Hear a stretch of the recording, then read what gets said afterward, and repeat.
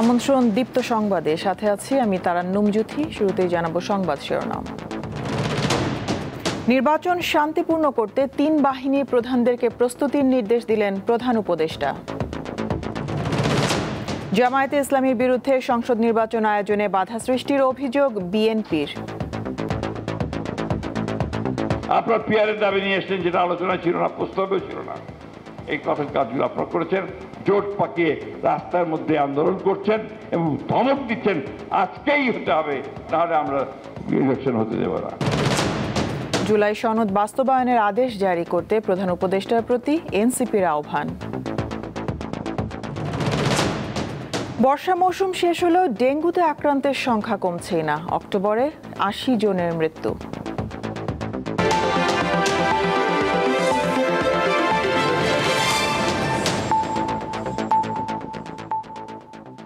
আগামী ফেব্রুয়ারির প্রথমার্ধে হতে যাওয়া ত্রয়োদশ জাতীয় সংসদ নির্বাচন শান্তিপূর্ণভাবে সম্পন্ন করার লক্ষ্যে সব ধরনের প্রস্তুতি নিতে তিন বাহিনীর প্রধানদেরকে নির্দেশনা দিয়েছেন প্রধান উপদেষ্টা অধ্যাপক ডক্টর মোহাম্মদ ইউনূস। একই সঙ্গে নির্বাচন ঘিরে নিশ্ছিদ্র নিরাপত্তা নিশ্চিতেরও নির্দেশ দেওয়া হয়েছে। সন্ধ্যায় সেনাবাহিনী প্রধান জেনারেল ওয়াকারুজ্জামান, নৌবাহিনী প্রধান অ্যাডমিরাল মোহাম্মদ নাজমুল হাসান, বিমান বাহিনী প্রধান air chief marshal Hasan Mahmud Khan রাষ্ট্রীয় অতিথি ভবন যমুনায় প্রধান উপদেষ্টার সঙ্গে সাক্ষাৎ করেন। এ সময় জাতীয় নিরাপত্তা উপদেষ্টা খলিলুর রহমান উপস্থিত ছিলেন। প্রধান উপদেষ্টার প্রেস উইং সংবাদ বিজ্ঞপ্তির মাধ্যমে এই সব তথ্য জানিয়েছে।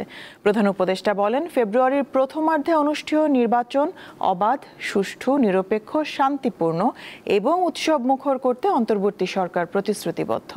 সংবাদ বিজ্ঞপ্তিতে আরও জানানো হয়, বৈঠকে নির্বাচনের জন্য সামরিক বাহিনী সব ধরনের প্রস্তুতি নেওয়ার বিষয়ে প্রধান উপদেষ্টাকে অবহিত করেছেন তিন বাহিনীর প্রধানরা। নির্বাচন ঘিরে আইনশৃঙ্খলা রক্ষায় ৯০,০০০ সেনা সদস্য, ২৫০০-এর বেশি নৌবাহিনীর সদস্য এবং বিমান বাহিনীর ১৫০০ সদস্য মোতায়েন থাকবে। প্রতিটি উপজেলায় মোতায়েন হবে এক কোম্পানি সেনা। নির্বাচনে যত বাধা তা জামায়াতে ইসলামী সৃষ্টি করছে বলে অভিযোগ করলেন বিএনপির মহাসচিব মির্জা ফখরুল ইসলাম আলমগীর। আজ রাজধানীতে এক অনুষ্ঠানে তিনি এই অভিযোগ করেন। একই অনুষ্ঠানে বিএনপির স্থায়ী কমিটির সদস্য হাফিজ উদ্দিন আহমেদ বলেন, জুলাই সনদের দরকার নেই, প্রয়োজন নির্বাচিত সংসদ যেখানে গণতন্ত্রের চর্চা হবে। স্বাধীনতা, সার্বভৌমত্ব ও গণতন্ত্র রক্ষায় আসন্ন জাতীয় সংসদ নির্বাচন অপরিহার্য শিরোনামে শনিবার জাতীয় প্রেস ক্লাবে আলোচনা সভার আয়োজন করে জাতীয়তাবাদী মুক্তিযোদ্ধা দল ও মুক্তিযুদ্ধের প্রজন্ম। এতে প্রধান অতিথি হিসেবে যোগ দেন বিএনপি মহাসচিব। এ সময় বিএনপির স্থায়ী কমিটির সদস্য হাফিজ উদ্দিন আহমেদ বীর বিক্রম অভিযোগ করেন, মুক্তিযোদ্ধাদের মর্যাদা এখন ক্ষুণ্ণ করা হচ্ছে। মুক্তিযুদ্ধকে নিয়ে অনেক ছেলেফেলা করা হয়েছে। আমি মুক্তিযুদ্ধের প্রজন্মকে অনুরোধ জানাবো, যদি মুক্তিযুদ্ধের চেতনাকে এবং গণতন্ত্রকে ব্যাহত করার জন্য পাশের দেশ থেকে এবং এই ৭১-এর স্বাধীনতা বিরোধীরা যদি কোনো ধরনের ষড়যন্ত্র করার চেষ্টা করে, আমরা ঐক্যবদ্ধভাবে তাদেরকে প্রতিরোধ করব। এই ধরনের সনদের আমাদের প্রয়োজন নাই। আমাদের প্রয়োজন একটা পার্লামেন্ট, যে পার্লামেন্ট আগামী দিনের ভাগ্য নির্ধারণ করবে, যে পার্লামেন্ট এই সনদকেও বাস্তবায়িত করবে এবং আগামী দিনে গণতন্ত্রকে পরিপূর্ণভাবে বিকশিত করতে সক্ষম হবে। বিএনপি মহাসচিব বলেন, একটি পক্ষ মুক্তিযুদ্ধকে পেছনে ফেলে অন্য কিছু সামনে আনার চেষ্টা করছে। বাংলাদেশের যারা ১৯৭১ সালে স্বাধীনতা বিরোধিতা করেছিল, তারা ১৯৭১-কে এখন আপনার নিচে নামিয়ে দিতে চায়। তারা শুধুমাত্র ২৪শে জুলাইয়ের যে আন্দোলন, তাকে বড় করে দেখাতে চায়। অত্যন্ত পরিকল্পিতভাবে কিছু কিছু শক্তি, কিছু কিছু মানুষ এখানে বিভক্তি আনতে চায়। ১৯৭১ সালকে যারা ভুলিয়ে দিতে চায়, তাদের লক্ষ্য একটাই, যে তারা ১৯৭১-কে অস্বীকার করতে চায় এবং আমরা যে বাংলাদেশে একটা স্বাধীন সার্বভৌম রাষ্ট্র হয়েছি, লড়াই করে যুদ্ধের মধ্য দিয়ে, আমাদের নেতা শহীদ প্রেসিডেন্ট জিয়া রহমানের ঘোষণার মধ্য দিয়ে, সেটাকে তারা অস্বীকার করতে চায়।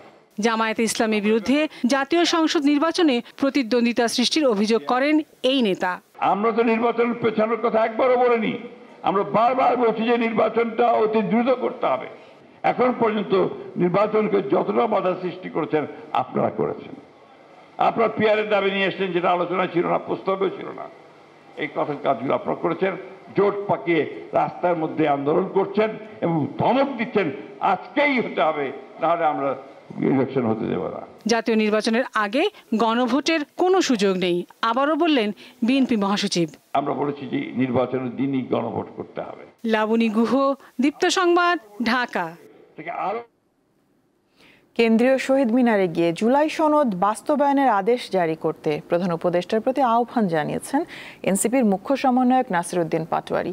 তিনি বলেন, সনদ বাস্তবায়নের কোনো বিকল্প নেই। আর দলটির মুখ্য সংগঠক হাসনাত আব্দুল্লাহ বলেন, সংস্কার নিয়ে দেশে দুটি পক্ষ সৃষ্টি হয়েছে। জুলাই সনদ বাস্তবায়নে তরুণ আলেমদের ভাবনা শিরোনামে রাজধানীর পল্টনে শনিবার আলোচনা সভার আয়োজন করে ন্যাশনাল ওলামা অ্যালায়েন্স। এতে জাতীয় নাগরিক পার্টি, এনসিপি সহ কয়েকটি সংগঠনের নেতারা অংশ নেন। এতে বক্তারা ২৪-এর গণঅভ্যুত্থানের মাধ্যমে সৃষ্ট নতুন বাংলাদেশে জনগণের আকাঙ্ক্ষা পূরণে জুলাই সনদ বাস্তবায়নের গুরুত্ব তুলে ধরেন।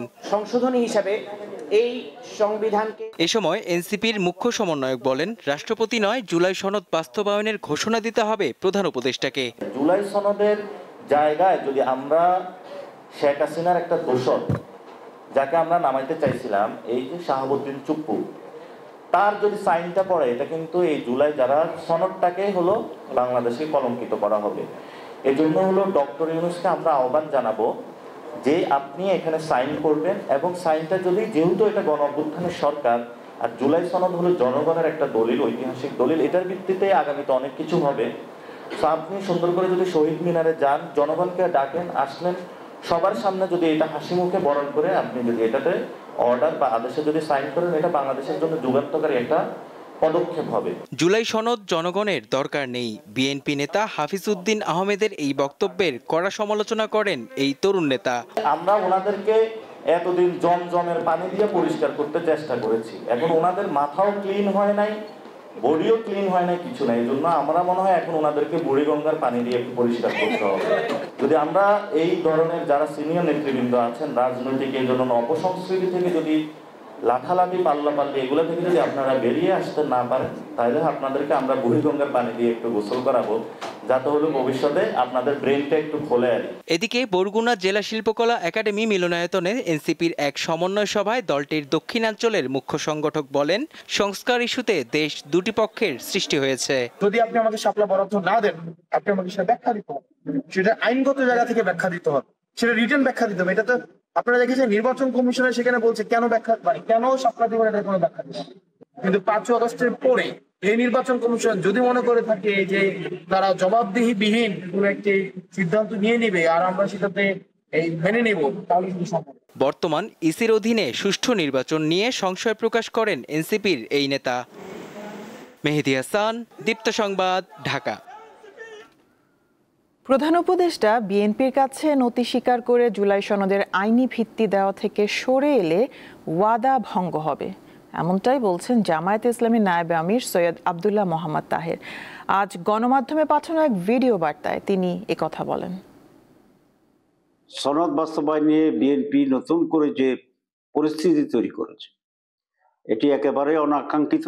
অশুভ চক্রের কাছে প্রধান উপদেষ্টা নতি স্বীকার করবেন, বশ্যতা স্বীকার করবেন, কে আইনি ভিত্তি দেওয়ার ক্ষেত্রে পিছিয়ে যাবেন, এটা আমরা আশা করি না। সংস্কার রিফর্ম ছিল ওনারই নিজস্ব প্রোডাক্ট, এবং উনি ওনার এই সন্তানকে নিজ হাতে ছুরি দিয়ে হত্যা করবেন, এটা জাতি বিশ্বাস করে না।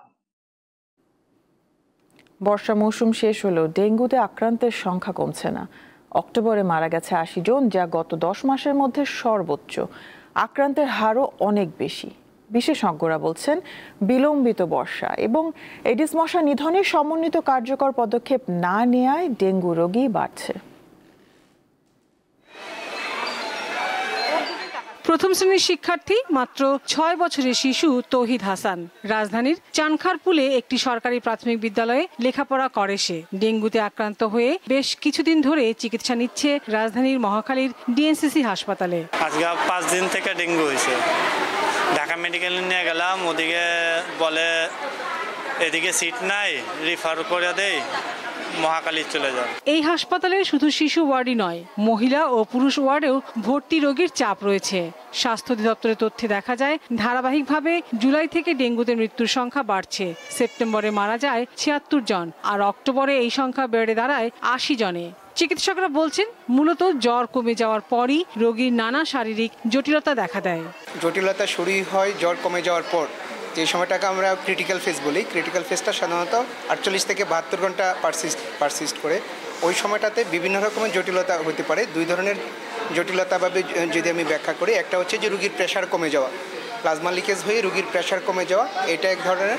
আরেকটা হচ্ছে রোগীর ব্লিডিং। জলবায়ু পরিবর্তন, মশক নিয়ন্ত্রণে কার্যকর পদক্ষেপ না থাকায় ডেঙ্গুর প্রকোপ বহু আগেই শহর ছাড়িয়ে গ্রামে পৌঁছেছে। এমন অবস্থা চলতে থাকলে আগামীতে রোগীর সংখ্যা বাড়তেই থাকবে বলে মন্তব্য করেন এই বিশেষজ্ঞ। তুলনামূলকভাবে সিটি কর্পোরেশনের চেয়ে গ্রামে বেশি ডেঙ্গি হচ্ছে এবং গ্রামে কোনো ব্যবস্থা নেই। ঢাকা শহরে যদি আপনি চিন্তা করেন 2000 সাল থেকে ডেঙ্গু হচ্ছে, তাহলে এখন 25 সাল, তার মানে 25 বছর। তাহলে অনুরূপভাবে যদি আপনি বলেন যে গ্রামেও এরকম 25 বছর ধরে ডেঙ্গু হবে, তার মানে হলো এই বলা যায় যে আগামী 25-30 বছর বাংলাদেশের গ্রামাঞ্চলগুলোতে ডেঙ্গু একটা জনস্বাস্থ্য সমস্যা হিসেবে বিরাজ করবে। তিনি জানান, একমাত্র সমন্বিত পদক্ষেপই পারে এডিস মশা নিয়ন্ত্রণ করতে। এইটা প্রতি যে ফোকাসড একটা মনোযোগ, সেইটার বড় ঘাটতি, এক ধরনের উদাসীনতা। এইটা আনফরচুনেট। এই উদাসীনতার ফলে আমাদের যদি এডিস মশা নিয়ন্ত্রণের বা ডেঙ্গু নিয়ন্ত্রণের একটা কার্যকরী কর্মপরিকল্পনা থাকতো, তাহলে আমরা দেখতাম যে সফলতা বা বিফলতা, যেটা আমরা এখনো বুঝতে পারছি না। সংশ্লিষ্ট কর্তৃপক্ষের পাশাপাশি জনগণের সচেতনতার বিকল্প নেই বলে মত দেন এই বিশেষজ্ঞ। লাবণী গুহ, দীপ্ত সংবাদ, ঢাকা। দেশকে শক্তিশালী করতে পররাষ্ট্রনীতি বাস্তবায়নের ক্ষেত্রে পেশাদারিত্বের গুরুত্ব দেওয়ার পরামর্শ দিয়েছেন বিশ্লেষকরা। নইলে ভবিষ্যতে বড় ধরনের প্রতিবন্ধকতার মুখে পড়তে পারে দেশ। আজ ঢাকায় এক সেমিনারে তারা বলেন, দেশের প্রতিরক্ষা বাহিনীকেও এক্ষেত্রে গুরুত্বপূর্ণ ভূমিকা রাখতে হবে। বিস্তৃত পররাষ্ট্রনীতির দিকে বাংলাদেশ শীর্ষক সেমিনারের আয়োজন করে institute for policy governance and development IPGAD। বিকেলে রাজধানীর একটি হোটেলে আয়োজিত সেমিনারে বক্তারা বলেন, শক্তিশালী প্রতিরক্ষার জন্য শক্তিশালী পররাষ্ট্রনীতি প্রয়োজন, না হলে দেশ বিপদের মুখে পড়বে।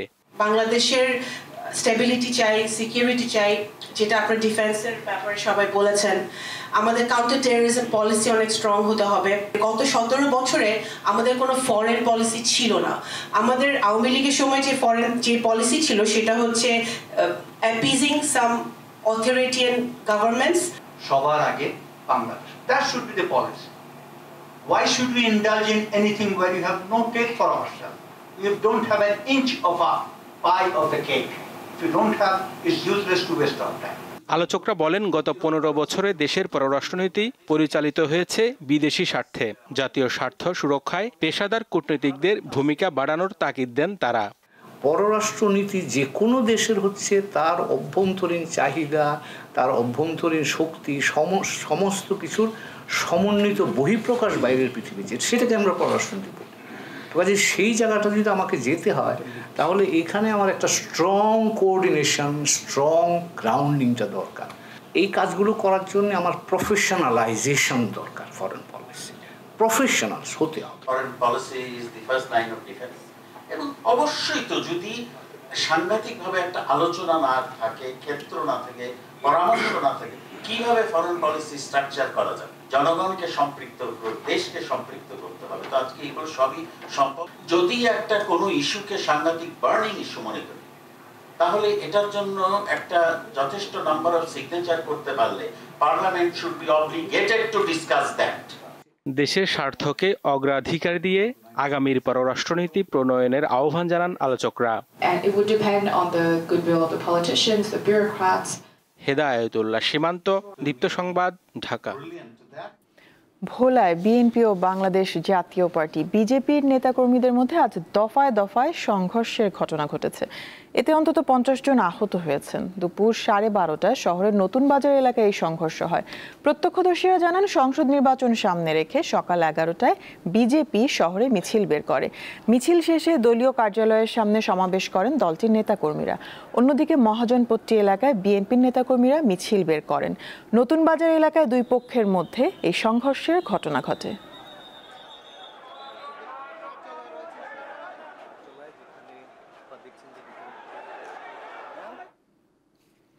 নবায়নযোগ্য জ্বালানি ব্যবহারের মাধ্যমে বিদ্যুৎ উৎপাদন খরচ অনেক কমিয়ে আনা সম্ভব। এতে জীবাশ্ম জ্বালানির ওপর নির্ভরতা কমবে।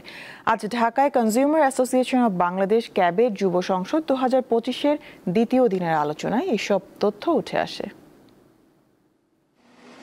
বর্তমানে দেশের শতকরা 70 থেকে 75% বিদ্যুৎ উৎপাদনের ক্ষেত্রে জীবাশ্ম জ্বালানি অর্থাৎ কয়লা ও গ্যাসের উপর নির্ভর করতে হয়। এতে খরচ পড়ে বেশি। অথচ রিনিউয়েবল এনার্জি বা নবায়নযোগ্য শক্তি ব্যবহার করা গেলে বিদ্যুৎ উৎপাদন খরচ অনেক কমে আসবে। শনিবার ঢাকা বিশ্ববিদ্যালয়ে কনজিউমার অ্যাসোসিয়েশন অব বাংলাদেশ ক্যাবের আলোচনায় এসব কথা উঠে আসে। দুর্নীতি, ব্যয়বহুল সেবা, বর্জনমূলক নীতি এবং পরিবেশ ধ্বংস সেই সব মানুষকে প্রান্তিক করে দিচ্ছে, যাদের জন্য আসলে জ্বালানি রূপান্তর হওয়া উচিত ছিল। যদি জ্বালানি ব্যবস্থাকে সঠিকভাবে আমরা ব্যবহার উপযোগী করতে না পারি, তাহলে আমাদের মতো একটি উন্নয়নশীল দেশে শিল্প কারখানা, কলকারখানা থেকে শুরু করে সকল ক্ষেত্রে আমরা বাধার সম্মুখীন হব। তাই বিদ্যুতের সুইচ যেমন অন অফ হয়, নীতি প্রণেতাদের মানসিকতাও কিন্তু অন অফ হয়। আমরা চাই এটা অন হলো কখনো যেন অফ না হয়। বিদ্যুতের দাম কমিয়ে আনতে নবায়নযোগ্য জ্বালানি ব্যবহারে গুরুত্ব আরোপ করেন বিশেষজ্ঞরা। আমরা অলরেডি সিলিং প্রাইস নির্ধারণ করে দিয়েছি, সেটা 7 টাকা 50 পয়সা, এবং বিনিয়োগকারীরা দেখেছে যে তাদের উৎপাদন ব্যয় 4.5 টাকার নিচে পড়বে এবং তাদের 70 থেকে 80% মার্জিন সেখানে থাকবে। জ্বালানি নিরাপত্তা নিশ্চিত করে সাশ্রয়ী মূল্যে বিদ্যুৎ সরবরাহে রাজনৈতিক দলগুলোর সদিচ্ছা দরকার বলে মনে করেন এই রাজনীতিবিদ। পলিটিক্যাল পার্টিগুলো যদি জনগণের কাছে কমিটেড না হয়, রেসপন্সিবল না হয়, তাহলে কিন্তু কোনো পরিবর্তন হবে না। যারা ম্যাটার করেন জাতীয় রাজনীতির ক্ষেত্রে, নীতিমালাগুলো প্রণয়ন করবার ক্ষেত্রে, জ্বালানি নিরাপত্তা নিশ্চিত করতে সুশাসনের পরামর্শ দেন বক্তারা। সবাই যেন একসাথে আমরা কোএক্সিস্ট করতে পারি। শাহরিয়ার ইমন, দীপ্ত সংবাদ, ঢাকা।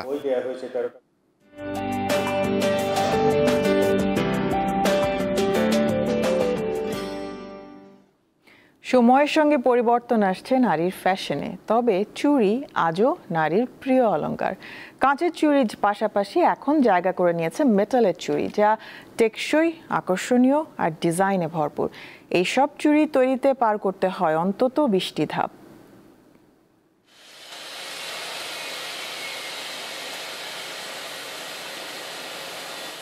রাজধানীর লালবাগের শহীদনগর ও কেরানীগঞ্জের অসংখ্য কারখানায় প্রতিদিন তৈরি হয় হাজারো মেটালের চুড়ি। এখানে প্রতিটি চুড়ি তৈরি হয় নিপুণ হাতে, নানা ধাপে।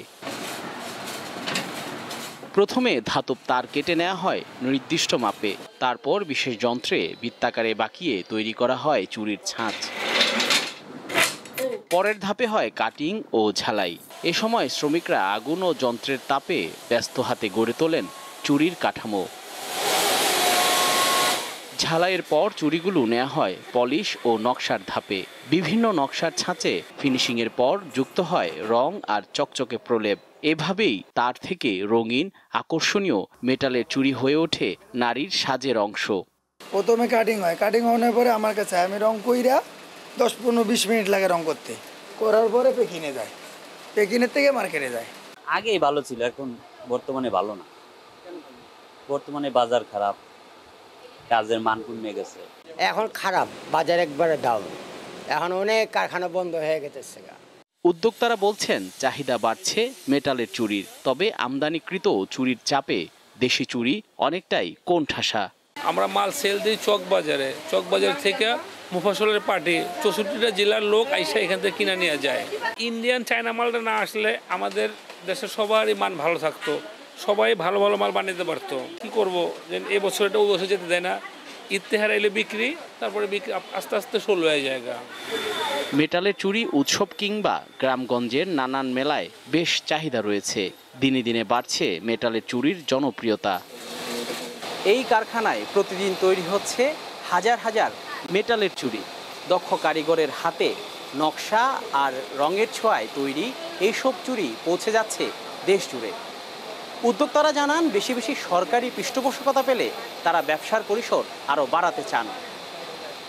জহিরুল মোহসান, দীপ্ত সংবাদ, ঢাকা। সরকারি সিদ্ধান্ত অনুযায়ী আজ থেকে জনসাধারণের জন্য উন্মুক্ত হয়েছে সেন্ট মার্টিন। তবে যাত্রী সংকটের কারণে কক্সবাজার সেন্ট মার্টিন রুটে ছেড়ে যায়নি পর্যটকবাহী কোনো জাহাজ। ফলে দেশের এই প্রবাল দ্বীপ রয়েছে পর্যটক শূন্য। দীর্ঘ 9 মাস পর জনসাধারণের জন্য উন্মুক্ত হয়েছে সেন্ট মার্টিন। কক্সবাজার নুনিয়াছড় বিআইডব্লিউটিএ ঘাট থেকে সেন্ট মার্টিনের উদ্দেশ্যে শনিবার 2টি জাহাজ ছাড়ার কথা থাকলেও তা ছাড়েনি। যাত্রী সংকটের কারণে জাহাজ চালানো যায়নি বলে জানিয়েছে সংশ্লিষ্টরা। পৌঁছতে পৌঁছতে 1টা থেকে 2টা পর্যন্ত বাজে। সময়টা কাটানোর জন্য একটা যে মুহূর্তের দরকার বা সময়ের দরকার, সেই সময়টা এখন নাই। পরিবেশ রক্ষা তো ডেফিনেটলি খুবই জরুরি, কিন্তু তারপরও যেহেতু সেন্ট মার্টিন অ্যান্ড কক্সবাজার আমাদের দেশে ট্যুরিজমের অন্যতম প্রাণকেন্দ্র, সেখানে এই রকম কড়াকড়ি আমার মনে হয় বাস্তবসম্মত নয়।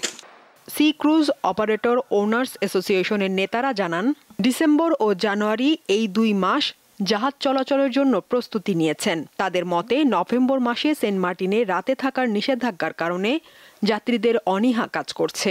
আমরা ইনানি থেকে জাহাজ চলাচল করলে সেক্ষেত্রে দিনে গিয়ে দিনে আসার যে ব্যাপারটা নভেম্বর মাসে, সেটা সম্ভব হতো।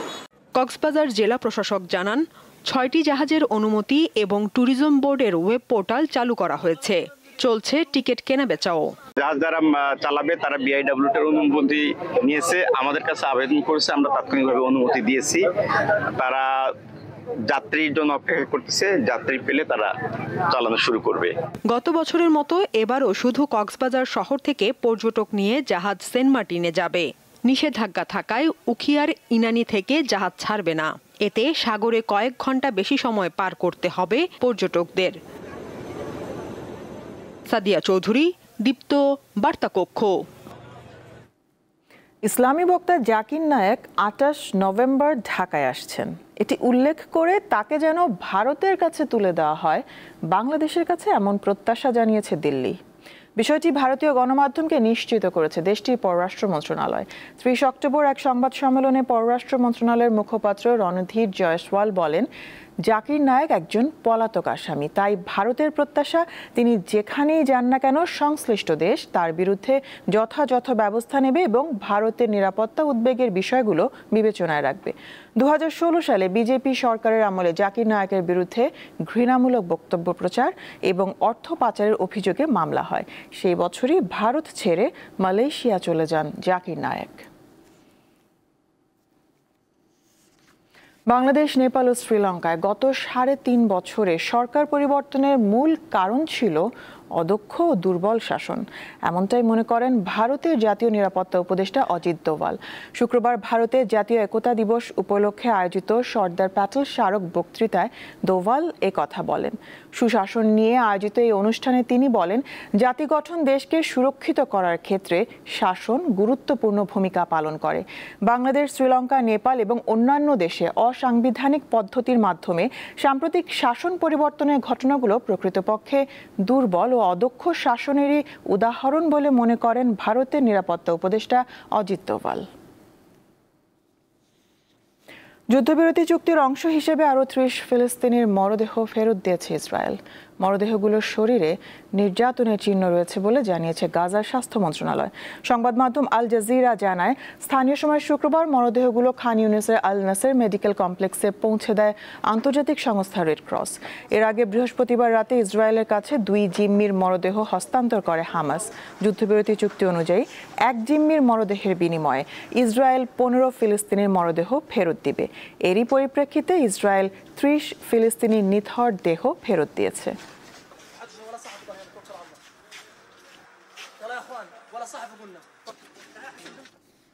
খেলার খবর। আবারও বাংলাদেশ টেস্ট দলের অধিনায়ক হলেন নাজমুল হোসেন শান্ত। 2027 সাল পর্যন্ত দেশকে নেতৃত্ব দেবেন এই বাঁহাতি ব্যাটার। শনিবার এক সংবাদ বিজ্ঞপ্তিতে এই তথ্য নিশ্চিত করেছে বাংলাদেশ ক্রিকেট বোর্ড। চলতি বছরে শ্রীলঙ্কার বিপক্ষে টেস্ট সিরিজ শেষে অধিনায়কত্ব থেকে সরে দাঁড়িয়েছিলেন শান্ত।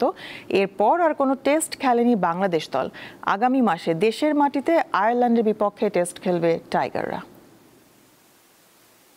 এর সাথে শেষ করব দীপ্ত সংবাদ শিরোনামগুলো জানাবো আরো একবার। নির্বাচন শান্তিপূর্ণ করতে 3 বাহিনীর প্রধানদেরকে প্রস্তুতির নির্দেশ দিলেন প্রধান উপদেষ্টা। জামায়াতে ইসলামীর বিরুদ্ধে সংসদ নির্বাচন আয়োজনে বাধা সৃষ্টির অভিযোগ বিএনপির। জুলাই সনদ বাস্তবায়নের আদেশ জারি করতে প্রধান উপদেষ্টার প্রতি এনসিপির আহ্বান। বর্ষা মৌসুম শেষ হলেও ডেঙ্গুতে আক্রান্তের সংখ্যা কমছেই না, অক্টোবরে 80 জনের মৃত্যু।